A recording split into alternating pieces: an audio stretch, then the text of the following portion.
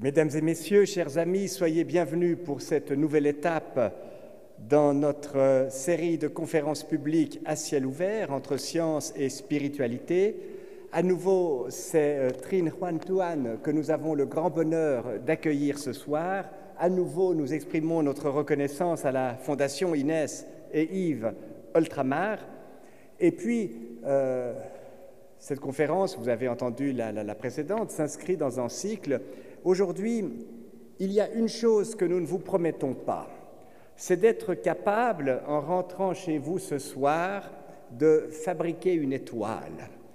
On pourrait, suivant les explications que Tuan va nous donner, tenter l'expérience dans sa cuisine, mais peut-être que ça ne marchera pas tout de suite. En revanche, il y a une autre chose que nous vous promettons, c'est que tout ce que Tuan va maintenant nous expliquer sera passionnant. Merci beaucoup, Tuan. The floor is yours.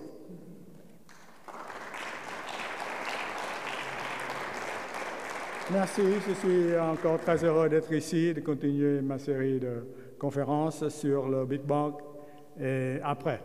Donc aujourd'hui, je vais parler des étoiles. La dernière fois, je vous ai parlé, je vous vous souvenez des galaxies qui sont des écosystèmes formés de centaines de milliards d'étoiles liées ensemble par la gravité. Et c'est grâce à ces écosystèmes que, en fait, les étoiles peuvent naître, faire leur alchimie nucléaire, rejeter leur alchimie nucléaire dans le milieu interstellaire et avoir une nouvelle génération d'étoiles. Et donc, c'est ce processus gaz, étoile, gaz, que je vais essayer de vous décrire aujourd'hui. Donc, pourquoi vous parlez des étoiles? Bien sûr, les étoiles, tout le monde connaît, il suffit de lever les yeux vers le ciel par une nuit extraordinaire. Quand je vais au télescope, vous savez, c'est toujours un émerveillement perpétuel de voir un champ d'étoiles comme ça qui s'étend à perte de vue. Mais en fait, c'est seulement 2000. L'œil nu peut seulement voir 2000 étoiles à partir d'un point quelconque sur Terre. Mais déjà, c'est un paysage fantastique parce que... et donc, je vous conseille de pouvoir visiter les sites observatoires. Ils sont toujours dans des endroits magnifiques, loin du fureur et du bruit de la civilisation, des hommes, des lumières artificielles, etc. Et c'est vraiment une communion extrême avec la nature. Alors donc, ce sont des sources de lumière que vous voyez. Donc, et pour moi, les étoiles sont les symboles par excellence de deux concepts que je voudrais appuyer dans tout ce que je dis, c'est l'interdépendance des choses et l'impermanence des choses. Donc l'impermanence, c'est d'abord que rien n'est fixe, n'est immuable, comme Aristote le pensait d'ailleurs au 5e siècle avant Jésus-Christ, et un modèle qui durera quelques 20 siècles en fait, jusqu'à la Renaissance, jusqu'à Copernic. Mais maintenant, on sait que tout est en évolution perpétuelle. L'univers a acquis une histoire, vous savez bien, un Big Bang il y a 13,8 milliards d'années. Et maintenant, tout ce qui contient évolue en permanence. Toutes les étoiles, comme l'univers, traversent des cycles de naissance, de vie et de mort. Alors bien sûr, nous ne voyons pas ces changements constants constamment parce que notre vie est trop courte. Dans l'espace de 100 ans, nous ne pouvons pas voir les choses changer dans le ciel appréciablement. Donc, il y a des choses qui se passent, comme des supernovas, des étoiles qui explosent, tout ça, mais en général, il faut des millions d'années, vous allez voir, donc qui est très, très, très court par rapport aux 13,8 milliards d'années de l'âge de l'univers, ou voire des milliards d'années, comme on verra, par exemple, pour notre Soleil, notre étoile, le Soleil, qui a un temps de vie de quelques 10 milliards d'années. Donc, voilà, c'est le symbole de l'impermanence. Tout change, tout bouge, tout évolue. Et puis, ils sont le symbole aussi de l'interdépendance, parce que c'est eux qui fabriquent les étoiles, les éléments chimiques dont nous sommes faits. Sans eux, vous savez, nous ne sommes pas ici pour en parler. Sans eux, il n'y aura pas de carbone, d'oxygène, et tous les autres éléments de la table périodique de Mendeleev. Et donc, c'est grâce à eux que nous sommes ici, que la vie a surgi sur Terre. Nous sommes des poussières d'étoiles, mais ce qui est encore plus important, des poussières d'étoiles conscientes, parce que nous avons acquis la conscience, la compréhension. L'homme sait quand même qu'il peut reconstruire l'histoire de l'univers, une longue histoire de 13,8 d'années-lumière. Donc nous sommes tous des poussières d'étoiles conscientes. Voilà, donc voilà la motivation. Je vous rappelle le contexte de la formation d'étoiles. Alors, vous vous souvenez, la dernière fois, je vous ai dit qu'en général, la formation d'étoiles maintenant, à 13,8 milliards d'années, se passe surtout dans des galaxies spirales comme la Voie lactée. Parce que les autres types de galaxies, les galaxies elliptiques, par exemple, ont surtout des étoiles vieilles qui se sont formées quelques milliards d'années ou 1 ou 2 milliards d'années après le Big Bang. Donc, il y a 12 milliards d'années en arrière. Donc, je me concentrerai surtout, bien sûr, dans les galaxies spirales, comme la Voie lactée, et vous montrer les processus de formation d'étoiles. Donc, vous vous souvenez, ici, c'est une vue de face de la Voie lactée. Il y a un bulbe ici, peut-être 1 milliard d'étoiles, puis un disque où il y a du gaz éjecté par les étoiles et de la poussière aussi. Cette poussière, c'est formée de molécules, formées d'éléments manufacturés par les étoiles. Donc, et ces étoiles tournent autour de la galaxie. Vous vous souvenez que nous sommes quelque part par ici, une simple étoile de banlieue. Le Soleil n'est pas au centre de la Voie lactée, qui se déplace à 220 km par seconde. Donc, chaque seconde qui passe, chaque tic comme ça, nous déplaçons 220 km dans le milieu interstellaire de la Voie lactée. Ici, c'est la vue par la tranche. Vous voyez, c'est un disque ici où il y a beaucoup de poussière. La bande sombre ici, c'est la poussière. Elle paraît sombre parce qu'elle absorbe la lumière des étoiles qui se forment dans le disque, justement.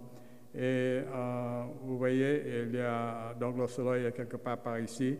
Donc le diamètre, c'est 100 000 années-lumière. Donc le rayon, c'est 50 000 années-lumière. Nous sommes de l'ordre de 26. Ici, c'est 28, mais ça a changé. 27, je pense que le chiffre exact, c'est 27 000 années-lumière maintenant.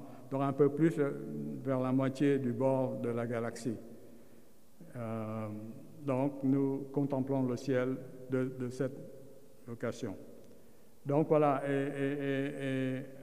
dans cette galaxie, dans cette Voie lactée, les étoiles suivent des cycles de naissance, de vie et de mort, comme je le dis ici.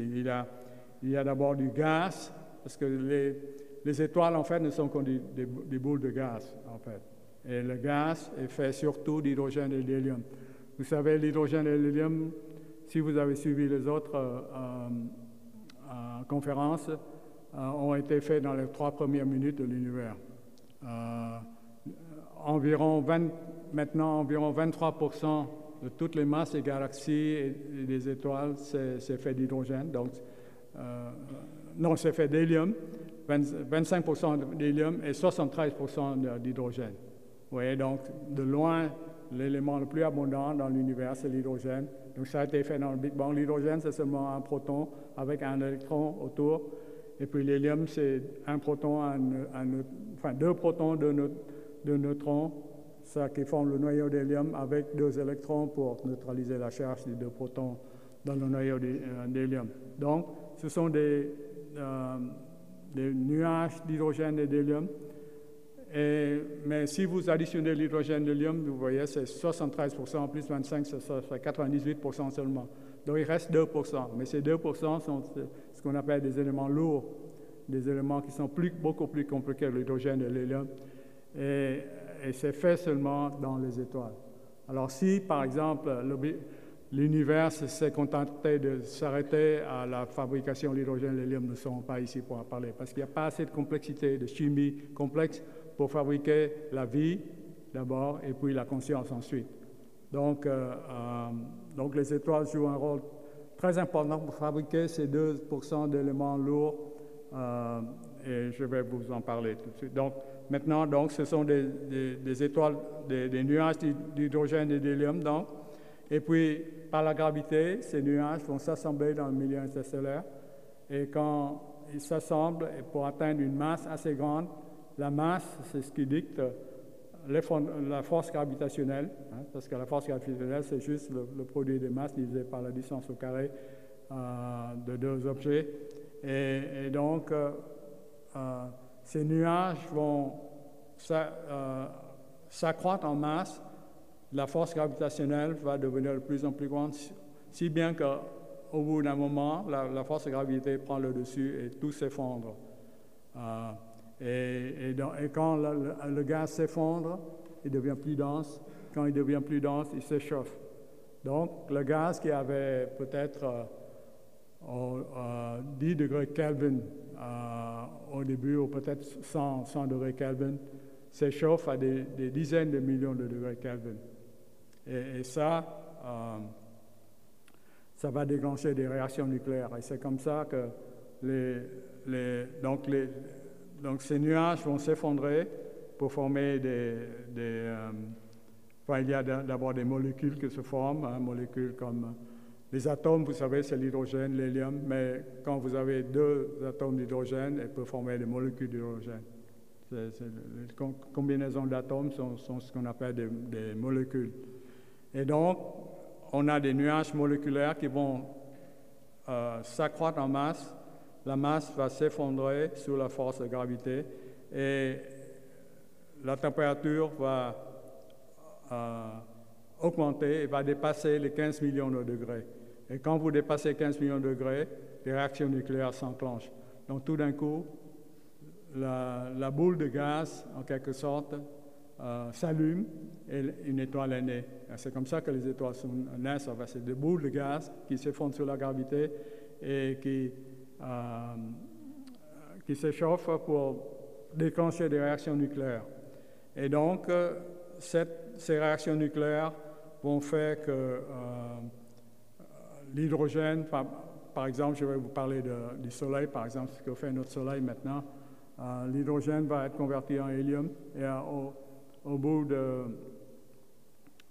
10 milliards d'années, le Soleil va s'épuiser en hydrogène. C'est comme, vous savez, dans votre voiture, si vous lui donnez pas de l'essence, il va s'arrêter de circuler. Et dans le Soleil, c'est la même chose. Il y a du gaz hydrogène comme carburant pour brûler l'hydrogène en hélium. Mais s'il n'y a plus, au bout d'un moment, il n'y a plus de carburant d'hydrogène et donc l'étoile doit mourir. Et donc, je vais vous parler, pas cette fois-ci, mais la fois prochaine, des différentes morts d'étoiles qui vont survenir comme des naines blanches, des pulsars ou des étoiles à neutrons, des trous noirs. Enfin, tout ça, ce sont des différents modes de mort des étoiles. Et ces étoiles, en mourant, bien que leur cœur s'effondre, l'enveloppe explose. Ce qu'on appelle des supernovas. Tout d'un coup, il y a une grande déflagration de l'étoile et de nouveau nuages sont expédiés dans le milieu interstellaire, mais maintenant enrichis de tous les produits de la chimie nucléaire des étoiles pour générer une nouvelle génération d'étoiles. Donc c'est ainsi que vous voyez, il y a des générations d'étoiles qui se succèdent comme ça, avec toujours plus d'éléments lourds. Et c'est comme ça que les étoiles alimentent la vie et la conscience dans l'univers. Donc, je vais vous parler donc de ces processus. Alors ici, c'est un champ d'étoiles pris par le télescope spatial Hubble, vous voyez. Il voit beaucoup. Alors vous voyez que toutes les étoiles ne sont pas semblables. Il y a des étoiles, des petites étoiles comme ça, qui sont probablement des étoiles comme le Soleil, de la masse du Soleil, et qui est un peu blanchâtre, jaunâtre comme le Soleil. Mais il y a aussi, vous voyez, des étoiles qui sont beaucoup plus lumineuses. Ici, bien que ces étoiles sont beaucoup plus grandes que des étoiles comme du Soleil, mais c'est pas ça ces effets que vous voyez, que les étoiles sont beaucoup plus grandes ici. Leur image est beaucoup plus grande, c'est dû à des effets optiques, par le fait qu'on ne peut pas voir que les étoiles sont très grandes, bien qu'elles sont très lumineuses. Donc ces étoiles sont plus grandes, plus lumineuses aussi. C'est ça qui fait leur taille, en fait, leur taille apparente ici. Bien que, comme je vous dis, si l'optique était parfaite du télescope, vous verrez seulement un point de lumière comme ces points de lumière ici. Et vous voyez aussi qu'ils sont de couleurs différentes. Il y a des couleurs rouges, donc des étoiles qui sont très, très, très, très lumineuses, qui sont beaucoup plus grandes, qui s'appellent des géantes, mais de lumière rougie, donc des géantes rouges en fait. Et je vais vous parler de la phase, c'est ce que deviendra notre Soleil en fait dans 4,5 milliards d'années. Parce que vous savez, le Soleil est né il y a 4,5 milliards d'années. Il a assez de carburant pour durer environ 9 à 10 milliards d'années. Donc, il lui reste 4,5 milliards d'années à vivre. Donc, il est à mi-vie maintenant, notre Soleil. Mais donc, nous avons encore 4,5 milliards d'années. Hein. Je pense que la catastrophe ne viendra pas de la mort du Soleil, mais de ce que nous faisons à notre chère planète, en fait. Vous savez bien, c'est beaucoup moins long que les 4,5 milliards d'années qui vont encore durer pour la vie du Soleil. Donc voilà, il y a beaucoup de sortes d'étoiles, des étoiles brillantes, des étoiles rouges aussi, les étoiles bleues. Les étoiles bleues sont celles qui ont les plus hautes températures, sont les plus chaudes. Ça, par exemple, ça va peut-être avoir une température de 30 000 degrés Kelvin, tandis que les choses qui sont rouges sont beaucoup plus froides, de l'ordre de 3 000, 4 000 degrés. Notre Soleil, c'est 5 800 degrés Kelvin. Donc, vous voyez, juste pour calibrer les différentes propriétés des étoiles que vous voyez dans le ciel. Voilà, donc et les astronomes ont essayé, ici ce sont c'est un schéma pour montrer différentes sortes d'étoiles. Ici, l'étoile de référence est toujours le Soleil, hein, c'est notre trace de vie, le Soleil. Donc, et on va voir, je vais vous expliquer pourquoi elle est dans ce qu'on appelle la séquence principale. On appelle tout ce qui est dans la séquence principale des étoiles qui brûlent l'hydrogène, donc qui convertissent l'hydrogène en hélium. Mais je vais y revenir. Donc la température de la surface du Soleil, c'est de l'ordre de 5800, comme je dis, à Kelvin. Et par définition, c'est une luminosité solaire. Et le rayon du Soleil, c'est de l'ordre de 700 000 km. Donc le diamètre, c'est de l'ordre de 1 400 000 km. Vous voyez, c'est beaucoup. C'est quand même 100 fois plus que la taille de la Terre. Donc, il y a des étoiles très, très, très petites qu'on appelle des naines blanches, comme par exemple Procyon B dans le ciel. Et vous voyez, sont beaucoup plus petites, 1/100 du rayon du Soleil seulement. Et il y a des géantes aussi, je vous ai dit, des géantes rouges, comme ici, par exemple, Betelgeuse, supergéantes, ça s'appelle supergéantes. Donc, elles sont de nouveau pas très chaudes, 3400 degrés Kelvin maintenant, mais beaucoup de luminosité. Vous voyez, c'est 38 000 fois la luminosité du Soleil. Donc, il y a, comme nous, les populations sur Terre différentes dans les humains, les étoiles ont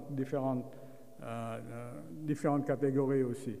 Et donc, les astronomes essayent de les classifier. Hein, quand il y a juste dans la Voie lactée 100 milliards de soleils, on ne peut pas trouver un ordre dans tout ça, ce n'est pas la peine de la faire la science. On ne peut pas passer notre temps à cataloguer des centaines de milliards de soleils. Donc, heureusement que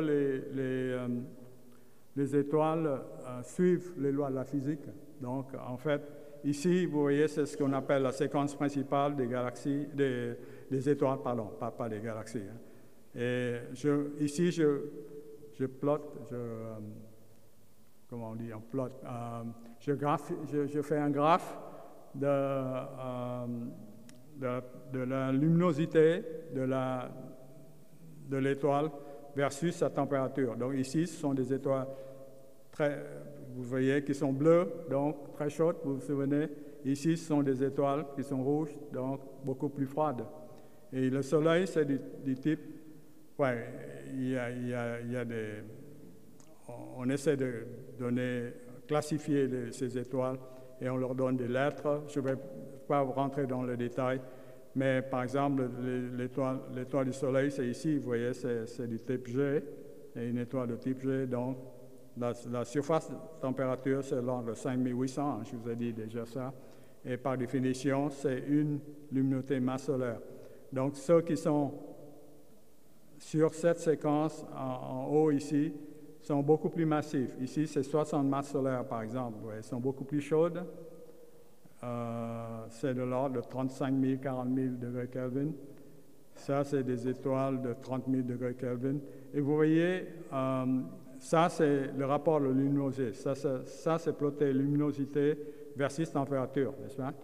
Donc, ici, ce sont des étoiles qui sont très lumineuses et très, très, très chaudes. Ici, ce sont des galaxies, des étoiles qui sont moins lumineuses, parce que le Soleil, c'est ici, c'est ici, vous voyez? Moins lumineuses et beaucoup plus froides, parce qu'elles sont rouges.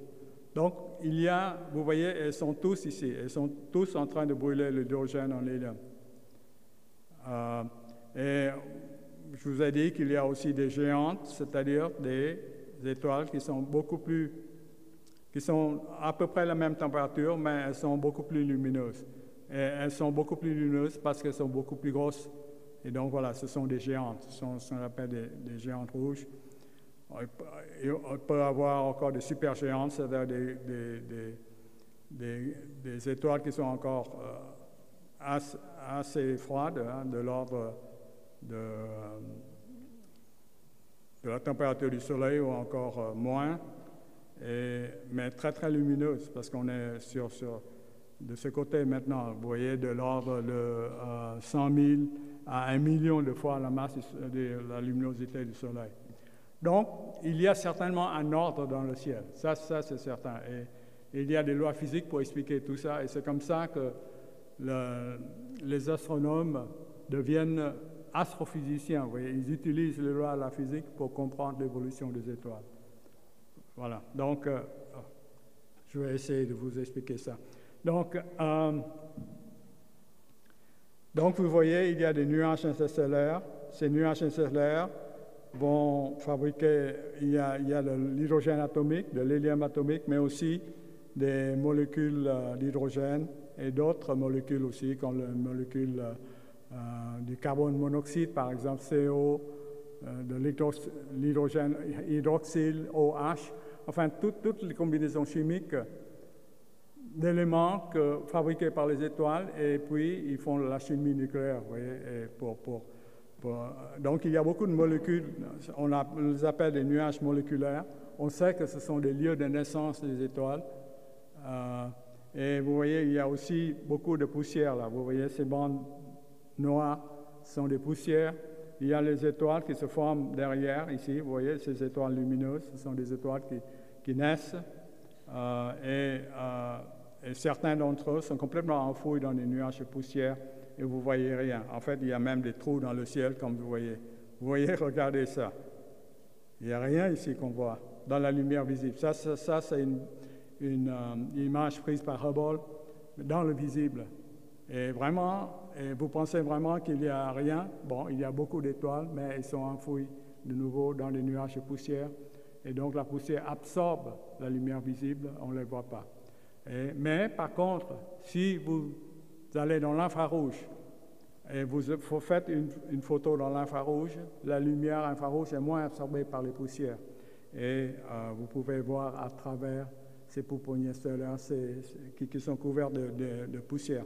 Donc vous voyez, regardez, maintenant, c'est un cliché infrarouge de la zone Barnard 68, qui est donc un nuage moléculaire, là où les étoiles naissent, les étoiles jaunes naissent. Et donc, vous voyez beaucoup plus d'étoiles. Elles sont rouges, parce qu'elles sont rougies par la poussière et elles permettent de voir à travers la poussière. Et c'est pourquoi, c'est une des raisons. Vous savez que James Webb, le successeur de Hubble, qui a été mis en orbite, vous savez, le 25 décembre l'année dernière, enfin, le jour de Noël, un beau cadeau de Noël pour les astronomes, qui a marché jusqu'ici de façon extrêmement parfaite. Donc, nous croisons les doigts pour que ça continue. Elle est déjà en orbite à 1,5 million de kilomètres de la Terre, de l'autre côté de la Lune. Et il fonctionne surtout dans l'infrarouge. Et un des buts scientifiques de JWST, James Webb Space Telescope, hein, c'est ce que vous allez voir certainement. Les premières images vont revenir vers, moi je dirais, cet été, juin, juillet, tout ça. On va voir, on croise les doigts que ça va mieux marcher, que ça nous rapporter des tas de nouvelles découvertes qui vont révolutionner notre vision du monde de nouveau, comme Hubble l'a fait. Et donc, elle fonctionne dans l'infrarouge, donc elle va pouvoir vraiment scruter ces pouponniers stellaires, ces zones de formation d'étoiles de façon extrêmement précise. L'autre raison pour laquelle ça fonctionne dans l'infrarouge aussi, c'est que un des buts scientifiques de JWST, c'est les galaxies très très jeunes, comme je vous ai expliqué la fois dernière. Peut-être qu'ils sont nés, les premières galaxies sont nées peut-être à 400 millions d'années après le Big Bang. Vous voyez, donc l'âge de l'univers était 13,8 milliards d'années, ça fait plus de 13 milliards. On regarde 13,8 milliards d'années dans le temps en arrière. On remonte le temps de 13 milliards d'années. Et à cause de l'expansion de l'univers, plus une galaxie est distante, donc en astronomie, vous voyez, voir loin, voir faible, c'est voir loin, c'est voir tôt. C'est comme ça qu'on remonte le temps pour regarder en direct la naissance des premières étoiles, des premières galaxies. Et à cause de l'extension de l'univers, tout est shifté dans l'infrarouge. C'est pourquoi il faut des instruments infrarouges pour voir ces galaxies qui sont si lointaines et qui datent. Donc, ce sera vraiment très, très excitant parce que, vous savez, je fais comme recherche la formation et l'évolution des galaxies. Et James Webb, je pense, va nous donner enfin la date des premières galaxies et des premières étoiles. Donc, ce sera vraiment passionnant. De nouveau, une révolution dans notre vision de l'univers. Donc voilà, donc les formations d'étoiles, l'effondrement gravitationnel. Donc vous voyez, il y a des nuages plus ou moins sphériques qui vont s'effondrer. Donc ces flèches vous indiquent ça, s'effondrer vers le centre pour former de nouvelles étoiles. Il y a aussi la rotation de ces nuages font que un disque forme qui tourne de plus en plus vite. C'est comme vous voyez un patineur qui a ses mains ici pour ralentir, mais qui met les mains le long de son corps pour tourner de plus en plus vite. C'est ce qu'on appelle la conservation du moment angulaire. Bon, c'est un détail technique, mais c'est comme ça que quand les nuages de gaz s'effondrent, il y a un disque qui se forme, qui tourne de plus en plus vite, et puis finalement, qui éjecte des jets d'électrons et de matière dans des directions perpendiculaires au disque. Et on voit tout ça. On voit dans la Voie lactée, vous voyez, des choses comme ça. Ici, le gaz va dans cette direction, va de droite à gauche. Et puis donc une nouvelle étoile se forme ici, et puis donc un disque va se former autour de l'étoile avec des champs magnétiques qui sont entremêlés et qui va faire que des jets de matière, les matières c'est des électrons, des protons, enfin des choses chargées, des particules chargées qui ont une charge, qui sont perpendiculaires au disque, et et quand on voit ça, on sait que ce sont des disques protostellaires, des disques d'étoiles en train de se faire former. Voilà, donc ici, par exemple, ici c'est un proto-étoile ici qui est caché par la poussière, et vous voyez le jet de matière qui l'éjecte, tout ça. Donc on voit tout ça dans la Voie lactée, avec nos instruments, nos télescopes, et tout ça, ça confirme notre vision de la naissance des étoiles. Donc, quand vous promenez dans la galaxie, vous savez, vous voyez constamment ici et là des pouponnières stellaires. Donc, je vous montre quelques-unes qui sont assez fameuses. Ici, par exemple, la nébuleuse et la tête de cheval, pour des raisons évidentes. Hein. Vous voyez cette bande de poussière, des nuages de poussière, vous rappelle bien sûr la tête d'un cheval. Et c'est dans la constellation d'Orion. Vous voyez, il y a des étoiles qui commencent à émerger déjà. Elles sont très chaudes, elles sont jaunes, donc la lumière est bleue. Vous voyez la lumière bleue ici. Et ici, c'est des gaz hydrogène. Et là, le gaz hydrogène, quand la lumière ultraviolette des étoiles jeunes interagit avec le gaz d'hydrogène et l'hélium, je l'ai dit, hein, 73% d'hydrogène, 25% d'hélium et 2% d'éléments lourds. Ça ionise l'hydrogène et ça lui donne une couleur rouge, en fait. Pour ceux qui connaissent bien l'astronomie, c'est l'arrêt H-alpha, mais peut-être H, c'est pour hydrogène. Mais bon, ce sont des détails pour les techniciens, mais pour les astronomes, quand ils voient ça, on sait tout de suite que ce sont des nuages énormes d'hydrogène.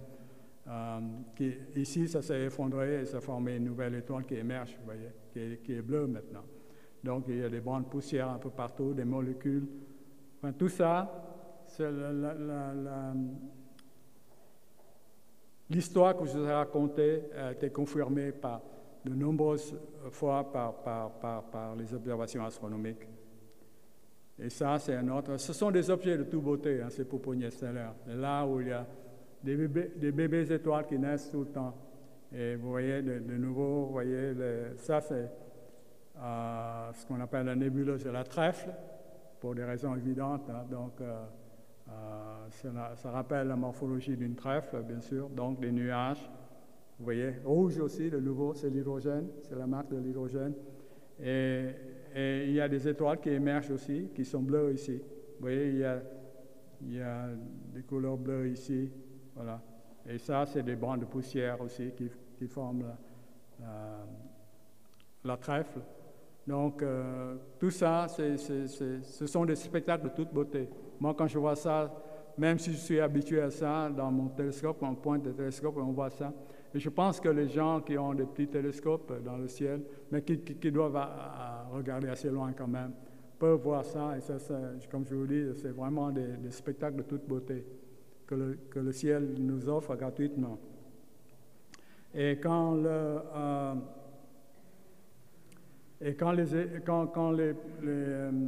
les nuages se dissipent, vous voyez maintenant ces étoiles jaunes qui apparaissent. Ça, c'est les Pléiades, pour ceux qui connaissent un peu le ciel. Donc, vous voyez des étoiles assez lumineuses, bleues, qui sont assez massives, finalement. Voilà, donc ces étoiles, donc il y a des étoiles. Alors, les étoiles se distinguent, comme nous, les humains, ne sommes nous nous distinguons par notre hauteur, notre poids, enfin tout ça. Les étoiles, le paramètre principal qui les distingue, c'est la masse. Et donc, il y aura des étoiles de petite masse, et moi je considère le Soleil comme de petite masse. Vous voyez, moins de 1,4 masse solaire. Enfin, 1,4, pourquoi 1,4 j'en discuterai dans ma prochaine conférence. mais aussi les étoiles de grande masse. Et vous verrez, ce sont surtout les étoiles de grande masse qui font les éléments lourds dont nous avons besoin pour la vie et la conscience. Et donc, qui sont beaucoup plus massifs que 8 fois la masse du Soleil. Et le maximum, en général, jusqu'ici, c'est l'ordre de 100 masses solaires. Les étoiles les plus massives dans la Voie lactée, c'est 100 fois la masse du Soleil. Voilà, et donc, ça me donne l'occasion donc de parler du Soleil, qui est notre astre. Sans notre astre de vie, nous ne serons pas ici pour en parler. La vie ne pourra pas exister sur Terre. Toute source d'énergie, toute source de vie vient du Soleil. Et ici, donc, vous voyez bien que c'est une boule gazeuse.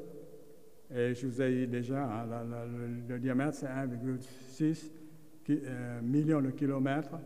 Et vous voyez, c'est une boule gazeuse active. Si vous allez ici, non seulement vous brûlerez, hein, parce que je vous ai dit, la surface, c'est 5800 degrés Kelvin. Et la différence entre le centigrade et Kelvin, c'est 273 seulement. Donc, c'est pratiquement la même chose. Donc, c'est très, très, très chaud, hein, des milliers de degrés Kelvin.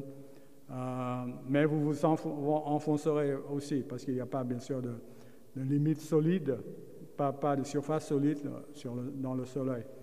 Alors, le Soleil subsiste parce qu'il y a, bon, on voit à la surface du Soleil des arches comme ça de feu, et ça, ce sont des lignes magnétiques, de champs magnétiques qui capturent des particules chargées, ce qu'on appelle des ions, des protons, des électrons, etc., et qui doivent suivre les champs magnétiques. Et ça donne de belles arches de feu, comme vous voyez. Ici, c'est ce qu'on appelle des protubérances, des prominences énormes de la taille du Soleil. Ça, c'est le Soleil dont la surface a été bloquée, vous voyez, par un coronographe ou pendant une éclipse solaire, par exemple, quand le disque de la Lune bloque le disque du Soleil, c'est l'occasion rêvée pour les astronomes d'étudier ce qui se passe au-dessus de la surface du Soleil. Et c'est ce qu'on appelle la couronne solaire. Vous voyez, il y a du gaz qui s'étend très très haut au-dessus de la surface du Soleil, qui est très très énergétique aussi. Et quand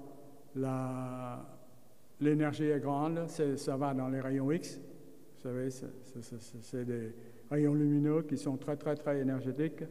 Et donc, quand vous prenez cette photo, je pense qu'elle a été prise dans les rayons X. Attendez. Oui, ça c'est dans le rayon X, par exemple, from la mission TRASS de la NASA. Et donc, c'est pourquoi il est toujours dangereux de regarder une éclipse sans vous. Vous savez, vous êtes toujours conseillé quand vous regardez une éclipse solaire de ne jamais regarder directement sans avoir des lunettes spéciales. Parce qu'en fait, même si vous bloquez le disque solaire, il y a tous ces rayons X qui sont de la lumière très énergétique qui vont arriver jusqu'aux yeux. Vous les détruire si vous n'avez pas des lunettes appropriées pour regarder les éclipses solaires. Donc ne regardez jamais une éclipse solaire sans des équipements précieux. Les astronomes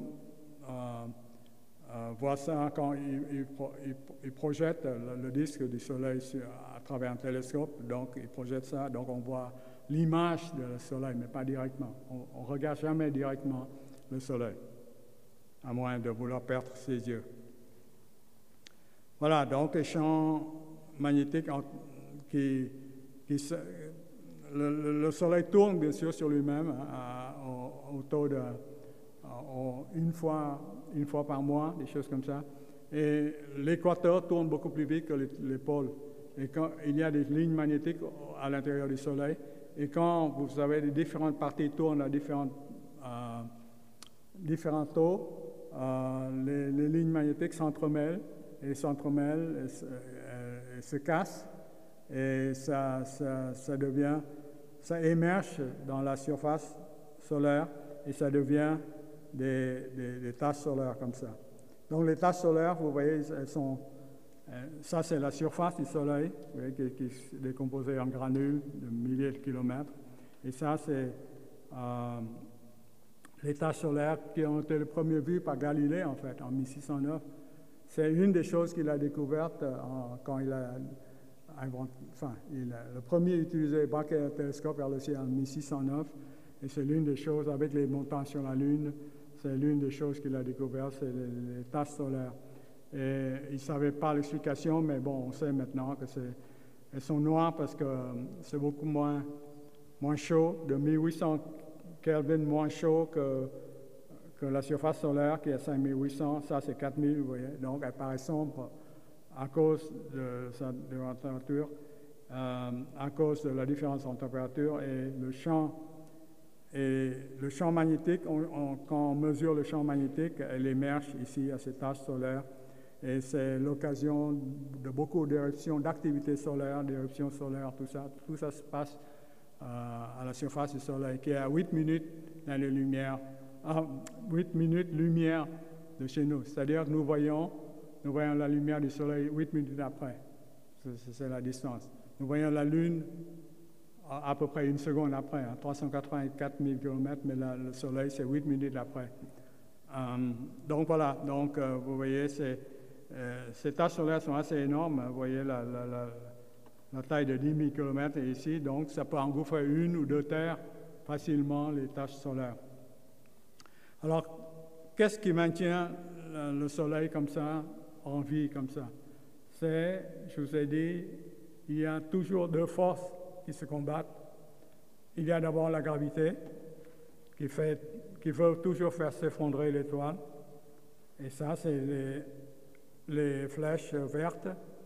Mais nous savons bien que le Soleil est là dans le ciel, elle ne s'effondre pas. Donc il y a quelque chose qui résiste à l'effondrement gravitationnel qui veut toujours comprimer l'étoile. Et cette quelque chose est, bien sûr, c'est la force du rayonnement du Soleil. Donc le Soleil doit produire du rayonnement, de l'énergie à son centre ici, et cette énergie résiste à la gravité et l'empêche de s'effondrer. Et donc c'est cet équilibre qui fait que le Soleil est stable dans le ciel et nous alimente en énergie. Et quelle est la force? C'est la force du rayonnement qui résiste à la force de gravité. Et la force du rayonnement est seulement, je vous ai dit, elle fusionne l'hydrogène. Et l'hydrogène, c'est quoi? C'est des protons, n'est-ce pas? Des protons avec des électrons, mais dans ces conditions extrêmes de dizaines de millions de degrés, les atomes ne peuvent pas être neutres, mais ionisés. Donc, c'est des protons chargés positivement. Il y a 4 protons. Et quand vous les combinez ensemble, vous obtenez un atome d'hélium, donc qui est composé de 2 protons, 2 neutrons. Mais quand vous comparez la masse de 4 protons avec la masse de 2 neutrons et 2 protons, vous découvrez que la masse de 4 protons est plus grande, pas beaucoup plus grande, mais plus grande que la masse d'un noyau d'hélium, qui est composé de 2 protons et 2 neutrons. Mais en physique, rien ne se perd, donc il y a une conservation d'énergie. Il y a de l'énergie qui doit balancer ça, qui doit équilibrer ça, vous voyez. Donc, il y a l'énergie extra qui est libérée en combinant les protons ensemble en atome d'hélium. Il y a l'énergie qui est libérée. Et ça donne le rayonnement du Soleil. C'est pourquoi le Soleil brille. C'est à cause des réactions nucléaires. C'est la combustion d'hydrogène en hélium. Et ça a été un grand problème pendant longtemps, parce que c'est pas juste avant. Bon, d'abord la formule E égale mc2, vous voyez que l'énergie, ça vient de la masse. C'est la masse qui convertit en énergie, et ça vient d'Einstein, bien sûr. Et cette formule, il a écrit en 1905, donc très très tôt au début du XXe siècle. Donc on savait que la masse pouvait être convertie en énergie.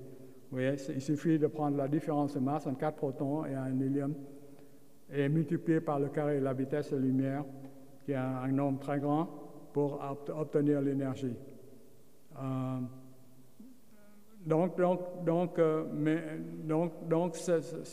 Einstein nous donne une voie. Parce que pendant longtemps, on pensait que c'était l'énergie gravitationnelle, on fait le calcul. C'est pas assez, parce que ça dure peut-être quelques millions d'années, mais pas des milliards d'années. Comme les âges géologiques semblent l'indiquer que le Soleil a quelques milliards d'années d'âge. Donc, il doit avoir une source d'énergie qui l'alimente pendant des milliards d'années, pas quelques millions d'années. Donc, par l'énergie gravitationnelle, on pensait que c'était comme du charbon du bois, vous voyez, que vous brûlez un tronc de bois, des choses comme ça, et c'est l'énergie chimique qui est convertie. Mais de nouveau, quand on fait le calcul, c'est trop peu de temps, quelques millions d'années, mais pas des milliards d'années de nouveau. Donc c'est seulement quand l'énergie nucléaire a été découverte, enfin, l'équation d'Einstein d'abord, et puis il y a des physiciens nucléaires qui ont regardé à cette réaction, et donc ça a été résolu. Donc c'est vraiment les réactions nucléaires, la conversion de l'hydrogène en hélium qui fait que le Soleil brille. Okay? Donc, il y a beaucoup d'énergie qui est émise. 4,3 millions de tonnes de son carburant d'hydrogène est converti à chaque seconde en lumière et énergie, hein, par E égale, c'est la formule que je faisais. En convertissant l'hydrogène en hélium, c'est beaucoup d'hydrogène. Alors, il dégage ainsi autant d'énergie par seconde qu'un million de milliards de centrales électriques de 1000 mégawatts chacune. Bon, ces chiffres sont tellement astronomiques, gigantesques, qu'on n'a même pas les idées, mais vous sentez qu'il y a beaucoup d'énergie. Et la raison pour laquelle la Terre ne brûle pas, parce que c'est justement, on intercepte seulement le Soleil émet dans toutes les directions, on intercepte seulement une partie de l'énergie du Soleil. Donc voilà, donc le Soleil brûle de l'hydrogène et l'hélium pendant 9 milliards d'années, et donc le Soleil a mis vie, ça je vous ai déjà dit. Hein.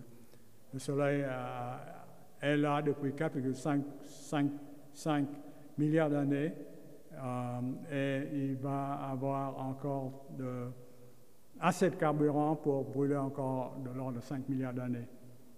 Alors, que se passe-t-il si il va plus avoir ce carburant d'hydrogène? Parce que, bon, il continue à convertir l'hydrogène en hélium. Ici, c'est un schéma pour vous montrer comment l'énergie va du centre du Soleil, là où le cœur, où les réactions nucléaires se passent, vers la surface. Et ça prend quand même 100 000 à 1 million d'années pour sortir. Vous voyez, s'il n'y avait aucune interaction du photon avec les particules comme l'électron ou le proton, ça prendrait seulement quelques secondes pour sortir. Mais ici, il y a un zigzag, hein, c'est zigzag continu par l'interaction de la lumière avec la matière pour sortir du Soleil. Et puis après, bien sûr, il faut encore 8 minutes pour aller jusqu'à la Terre. Donc maintenant, qu'est-ce qui se passe après la combustion de l'hydrogène? Bon, donc vous voyez, il y a un corps d'hydrogène, tout a été hélium, il y a encore une couche, une coquille d'hydrogène autour, mais il y a l'hydrogène et puis une corps d'hélium, n'est-ce pas? Donc, qu'est-ce que fait l'étoile? L'étoile essaie de survivre coûte que coûte, il ne veut pas mourir. Donc, il va s'effondrer parce qu'il n'y a plus de force de rayonnement pression pour résister à la gravité. Donc, elle va s'effondrer. Et quand l'étoile s'effondre, sa densité devient plus grande, sa température augmente, et on peut commencer à brûler des éléments plus lourds. On peut commencer à brûler de l'hélium. Il faut 100 millions de degrés. Vous vous souvenez, pour l'hydrogène, pour brûler l'hydrogène, c'est 15 millions de degrés. Maintenant, il faut 100 millions de degrés pour que l'hélium s'embrasse, pour brûler l'hydrogène. Mais le Soleil fait ça, vous voyez, il va s'effondrer, il va vivre encore seulement, vous voyez, 50 millions d'années. voyez, il a déjà vécu la plupart de sa vie, c'est 10 milliards d'années. Hein. Je vous ai dit 10 milliards d'années. Et puis, le répit de l'hélium, la combustion d'hélium, ça lui donne encore une cinquantaine de millions d'années, mais c'est seulement 5 millièmes du temps qu'elle a mis à brûler son hydrogène. Donc, c'est un clin d'œil dans l'histoire cosmique. Donc, en fait, c'est de moins en moins de temps qu'il a à vivre. Et après l'hélium, bon, donc vous avez un corps de carbone. Enfin, l'hélium, quand vous brûlez l'hélium, vous fabriquez du carbone. Attendez, je vais montrer ça. Donc, pour la fusion de l'hélium, il me faut une température supérieure à 100 millions de degrés, vous voyez. Donc, vous avez un corps d'hélium maintenant qui fusionne en carbone et puis une coquille d'hydrogène à l'extérieur. Donc, l'étoile va acquérir une structure de pelure d'oignon, je dirais. Il y a des pelures, vous savez, l'oignon a plusieurs pelures, vous les enlevez une à une. Et la structure d'une étoile... Ah, ok, merci. La structure d'une étoile qui va brûler de plus en plus d'éléments lourds va ressembler à la structure de pelure d'oignon que nous avons. Donc, par exemple, ici, pour l'hélium, vous voyez l'hélium, il faut fusionner trois atomes d'hélium. Excusez-moi pour vous faire toutes ces physiques nucléaires, hein, mais je pensais que c'était important de vous montrer comment les éléments dont nous sommes tous familiers, le carbone, l'oxygène que nous respirons dans nos poumons, tout ça, ça a été fait dans les étoiles. C'est pourquoi on dit que nous sommes des poussières d'étoiles, c'est pas par hasard, vous voyez, c'est vraiment, tout ça, ça a été fait au cœur des étoiles. Parce que le Big Bang n'a pas fait tous ces éléments du tout. Donc voilà, donc maintenant, combustion de l'hélium, vous voyez, on fait du carbone. Et vous voyez, vous regardez ces chiffres-là. Ça, c'est ce qu'on appelle le nombre atomique, c'est la somme totale des neutrons et des protons. Donc l'hélium a 2 protons, 2 neutrons. 2 plus 2, ça fait 4. Ici, donc, c'est 12, c'est 6 protons et 6 neutrons. Vous voyez, les neutrons et les protons étant les briques des éléments lourds. Voilà, donc, l'hélium va devenir carbone en, de nouveau, émettant de l'énergie. Donc, c'est la dernière résistance de l'étoile. L'étoile ne veut pas mourir.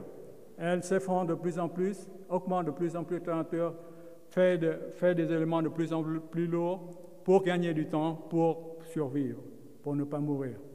Mais, à la fin, pour le Soleil, il n'est pas assez chaud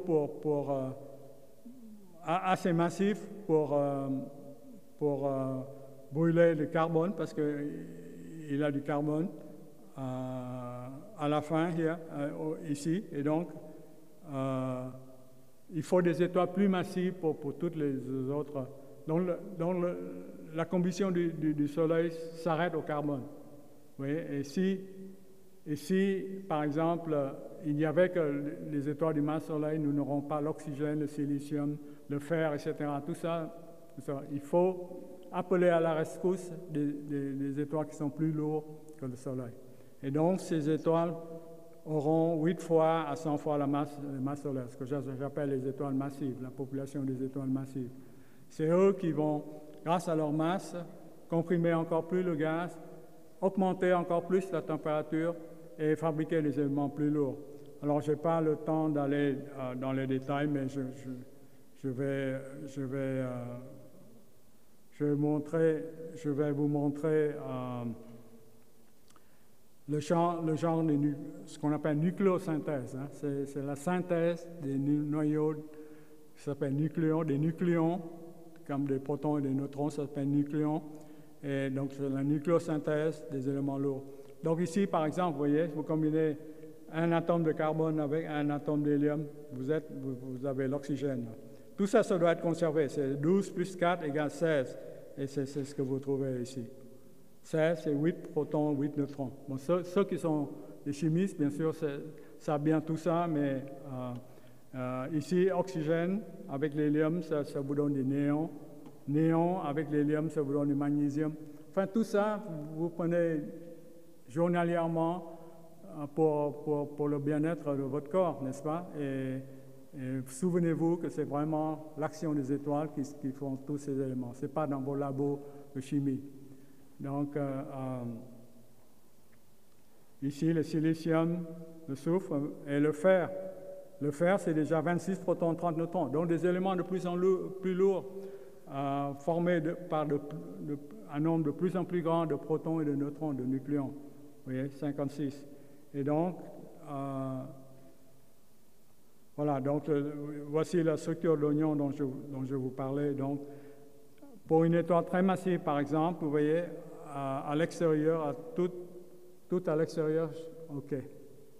Tout à l'extérieur, j'ai l'hydrogène, et puis j'ai l'hélium. Vous voyez, je vais vous rentrer un petit peu, c'est l'hélium.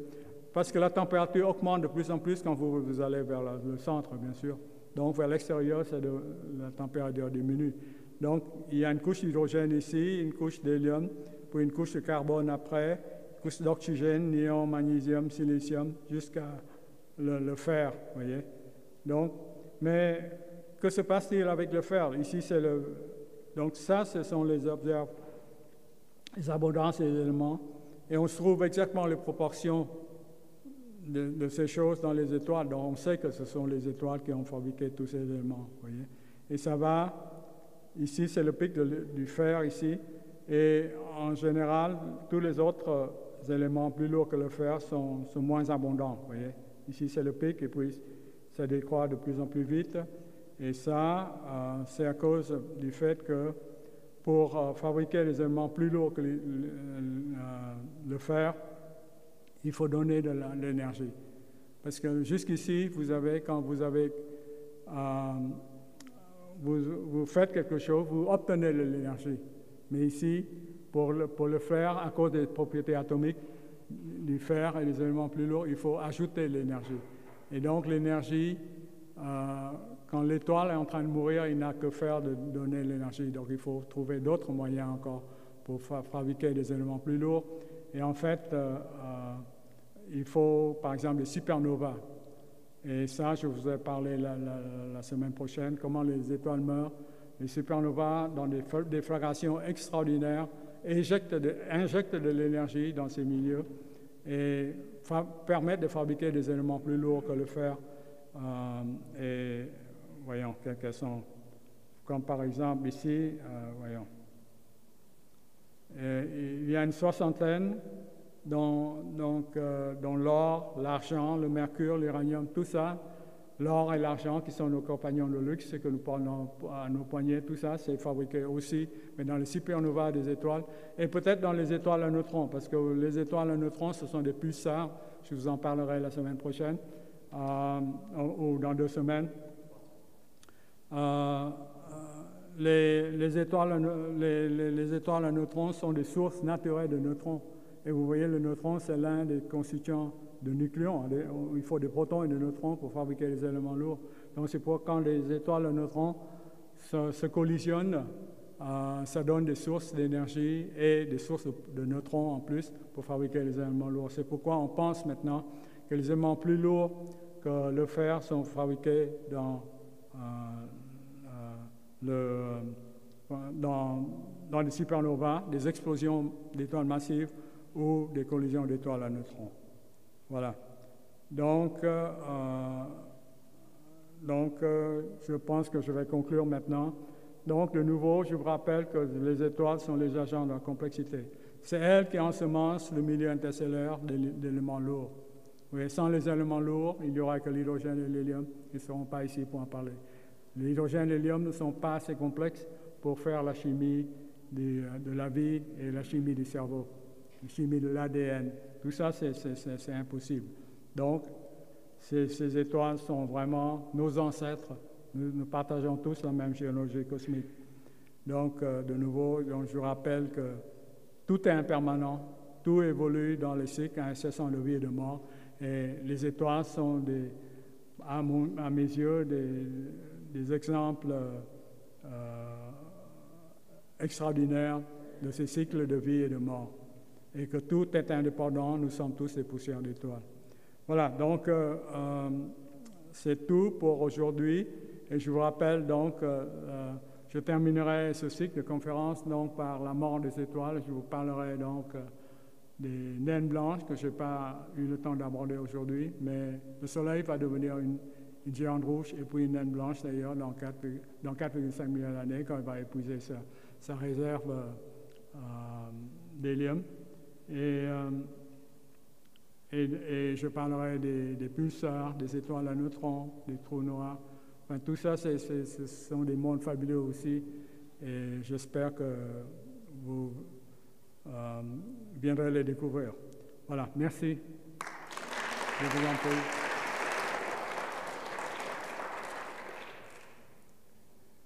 Merci beaucoup à Trinh Nguyen Tuan pour cette évocation proprement vertigineuse. Il faut vraiment être astronome pour savoir, pour avoir un concept de milliards d'années et puis entendre dire que notre étoile, le Soleil, est une petite chose et qu'il y en a d'autres qui sont 100 fois plus grandes. Des questions maintenant à notre orateur, de la part de qui voudrait maintenant prendre la parole.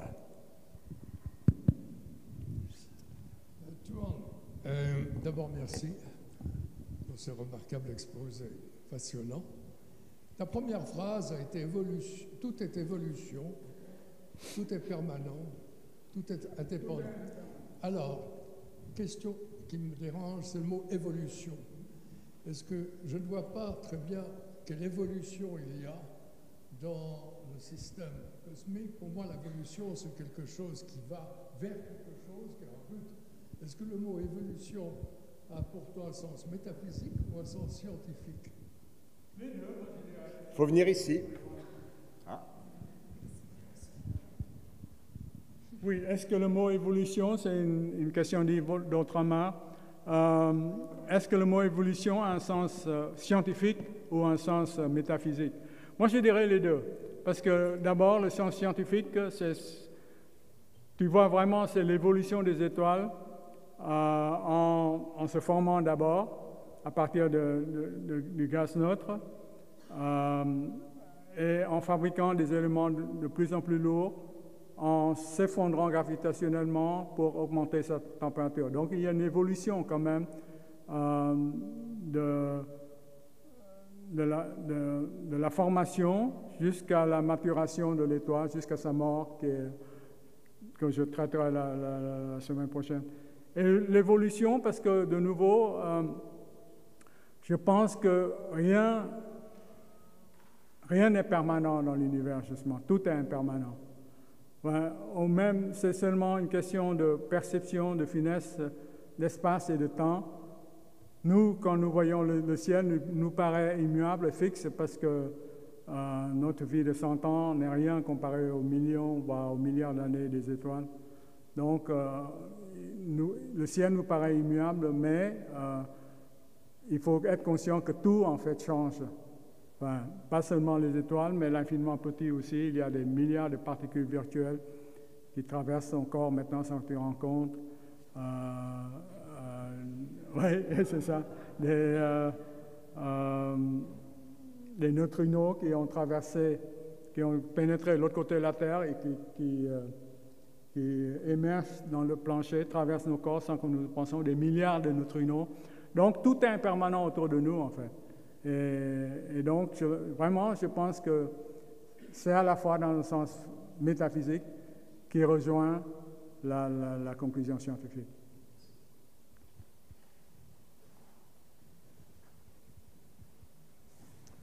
Merci. Une question? Ici. Merci. J'ai une question à propos du mouvement. On voit dans ce que vous nous avez montré des éléments qui sont de toute évidence en train de bouger, la tête de cheval et autres. C'est des éléments qui sont en train de bouger et pourtant ils ne bougent pas. Pourquoi? Quel est ce phénomène? Non, c'est de nouveau, c'est ce que j'ai dit tout à l'heure, c'est la perception des choses. Vous voyez, si nous vivons plusieurs millions, voire des milliards d'années, nous verrons les choses changer dans le ciel. Mais nous vivons seulement 100 ans et vous n'observez pas le ciel tout le temps non plus. Donc, vous voyez, on ne voit pas le changement parce que notre vie est trop courte. Mais en fait, tout est impermanent. C'est vraiment, il faut vivre, rien n'est immuable, comme Aristote le pensait au VIe siècle avant Jésus-Christ. Est-ce que vous sauriez, sachant que les éléments lourds tels que l'uranium ne sont créés que dans les étoiles immenses ou lors de leur mort, comment cela se fait-il que dans des planètes comme par exemple la Terre, qui orbitent autour de petites étoiles, il y a également des éléments chimiques de cette complexité? Non, c'est-à-dire, oui, c'est une bonne question. Il y a un mélange quand même, vous voyez. Oui. Oui, la question c'est pourquoi l'uranium qui est émis seulement, fabriqué dans la mort des étoiles massives, dans les supernovas, se trouve dans des étoiles moins massives, comme ou la Terre, des planètes autour des étoiles moins massives, comme la Terre. Alors, ma réponse à ce moment-là serait de dire que les éléments qui sont expulsés par les étoiles massives se mélangent entre eux. Donc, les poussières, les nuages d'hydrogène, d'hélium et tous les éléments se mélangent. Et donc, à la fin, vous voyez, on ne sait plus d'où viennent ces éléments lourds. Pas seulement d'une étoile massive, mais... Donc pour le Soleil, par exemple, il y a eu un apport, probablement une supernova quelque part, près du Soleil, qui a explosé et qui a expulsé son enveloppe vers l'emplacement du Soleil naissant. Et c'est comme ça que le Soleil et son cortège de planètes a l'uranium. Donc il y a beaucoup de mélange, de mixage. On dit mélange, je pense, pas mixage. Oui. Merci. On lève la main ici. Merci. Bonsoir et merci, professeur. Bonsoir. Une question terre à terre, si vous permettez. Quand vous regardez les étoiles, oui. À quoi pensez-vous?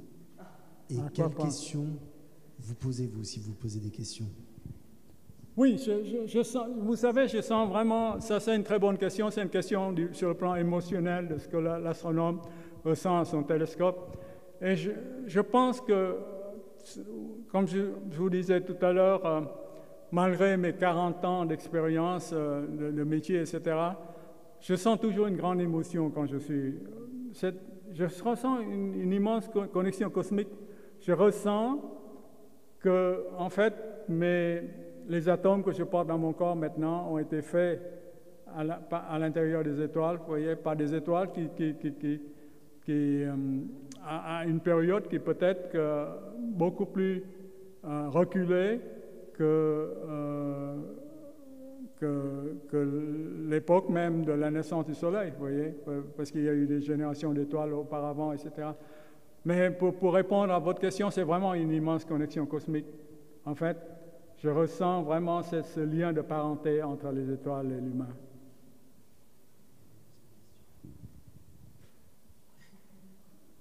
Oui, vas-y. Excuse-moi, vous pouvez poser une question encore? En fait, c'était simplement... devant le micro. Il y avait une deuxième question, c'est quelle question vous posez-vous, si vous posez des questions? Quelle question? Quelle question vous posez? Ouais, je vous ai dit, toutes les questions en astrophysique m'intéressent, mais mon sujet personnel de recherche, c'est la formation et l'évolution des galaxies. Donc, tout ce que... Moi, je pense que les galaxies naines que j'étudie sont les briques des galaxies qui sont primordiales, vous voyez. Et donc, moi, ce que j'espère, c'est que James Webb Telescope, qui va nous renseigner sur cette période dans quelques mois, va trouver ces galaxies naines. Donc, je pense que elles sont les briques des galaxies. Et donc, ça, c'est la question qui me préoccupe plus particulièrement, la naissance des premières galaxies.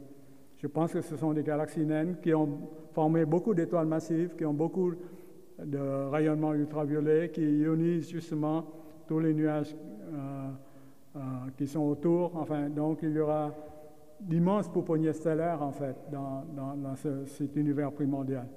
Mais on va voir si j'ai raison ou non, mais c'est ce que je prévois. Mais il y a beaucoup. Hein. Quand j'ai commencé l'astrophysique, il y a maintenant plus de 40 ans, j'ai choisi l'astrophysique parce que je me suis dit, vous savez, l'univers regorge tellement de secrets que même un petit esprit comme le mien peut faire des contributions, même si vous n'êtes pas un génie. Vous voyez? Et donc, parce que l'univers regorge tellement de questions. Et chaque fois que j'ai l'impression que quand vous résoudrez une question, c'est comme une hydre à 1000 têtes. Vous coupez une tête, mais 1000 autres en ressurgissent. Donc on ne voit jamais la fin. Vous voyez, c'est ça. L'univers est tellement subtil, en quelque sorte, que je pense qu'on ne découvrira jamais le mot de la fin. On tendra toujours vers plus de vérité, je dirais. Mais pour moi, la mélodie restera toujours secrète. Hein. C'est ce que j'ai dit dans mon premier ouvrage. Merci. C'est à toi. Non. Est-ce que ce serait possible que dans la Voie lactée, il y ait une forme d'étoile qu'on ne connaisse pas? C'est-à-dire, il y a des régions, comme je l'ai montré, qui se cachaient par des bandes de poussière. Alors donc ça, il faut faire des relevés dans les lumières infrarouges. C'est ce que James Webb va faire aussi. Donc tout ça, il y aura certainement des étoiles nouvelles étoiles qu'on va découvrir, cachées dans des bandes de poussière, etc. Mais moi, je dirais, moi j'ai assez confiance entre le schéma basique de ce que je vous ai présenté. Donc, on va affiner les détails, je pense, tout ça, peut-être trouver de nouvelles étoiles, mais je ne sais pas si on va... Mais peut-être que ça va révolutionner les choses. Ça, c'est le but de la science, justement. C'est toujours trouver des choses nouvelles qui vont révolutionner toutes nos idées, va remettre en question toutes nos idées. Et en fait, c'est ce que les scientifiques espèrent toujours. Parce que trouver des choses qui confirment déjà la connaissance, c'est moins intéressant que de trouver des choses complètement nouvelles qu'on ne comprend pas du tout. Donc, voilà. Donc ça c'est le but de la science, oui. Ben, tu vois, oui. Ce jeune homme, ou toi, dans 60 ou 70 ans, quand vous ferez ici des conférences d'astrophysique, vous direz, je me rappelle, mes amis, qu'en 2022 encore, le professeur Tuan nous disait ça, mais aujourd'hui, j'ai trouvé d'autres choses. Alors c'est vous qui allez continuer. Une dernière question peut-être? On approche de 7h30. Oui, madame. Vous connaissez énormément de choses jusqu'à il y a 14 milliards d'années. 13,8. Attention, 13,8. Est-ce qu'il y a une possibilité qu'on ait un jour un télescope quantique ou quelque chose de très performant pour voir qu'est-ce qui se passe avant 14 000, avant Big Bang? Non. D'abord, la lumière, l'univers était opaque après l'an 380 000. Donc, quand la lumière ne se propage pas, on ne peut pas prendre des images. Donc, l'univers devient opaque et transparent, et ce qui prend la relève des télescopes, en fait, c'est les accélérateurs de particules. En fait, celui que vous avez à votre frontière, là, entre Genève et la Suisse, et la France. Et donc le LHC, par exemple, a reculé certaines choses. Il peut reproduire des conditions du Big Bang jusqu'à 1 millième de milliardième de seconde après le Big Bang. Mais quand même, c'est très très loin de ce qui se passe vers le temps de Planck, qui est 10 puissance moins 43 secondes. Pour l'instant, c'est un mur de la connaissance. On n'a pas de théorie pour expliquer ça, et pour l'instant, on n'a pas l'argent nécessaire pour construire des accélérateurs aussi grands qui peuvent remonter le temps jusqu'aux temps immémoriaux que vous mentionnez.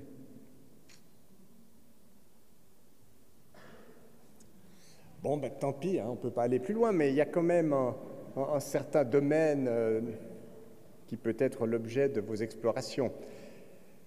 Écoutez, il me reste, en votre nom, à remercier Trinh Xuan Tuan et à vous donner rendez-vous dans 3 semaines. Alors, non pas, si j'ai bien compris, pour la mort des étoiles qui a déjà été évoquée tout à l'heure, mais pour faire la connaissance des naines blanches, des géantes rouges, des pulsars, des quasars peut-être, et ces phénomènes particuliers qui vont compléter ce tableau. Mille merci pour cette évocation et rendez-vous nous est donné le 31 mai pour la suite de ces aventures.